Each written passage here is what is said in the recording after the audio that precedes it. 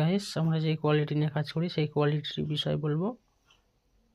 তো আমরা এই মেশিনটা সেলাই করি, ঠিক আছে। তো এই মেশিনটার অনেক কিছু সিস্টেম আছে। তো আমার দাদা সেলাই করছে। তো এটা ছোটো মাল, ঠিক আছে, কিন্তু মারতে অনেক টাফ আছে, ঠিক আছে। কখনো আমি বসি, কখনো আমার দাদাটা বসে।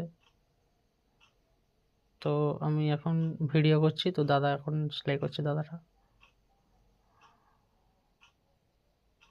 মালটা ছোট, কিন্তু মাঝে মধ্যে টাকি ফলস হয়ে যাচ্ছে।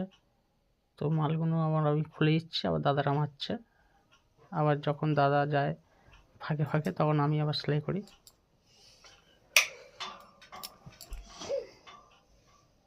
দেখুন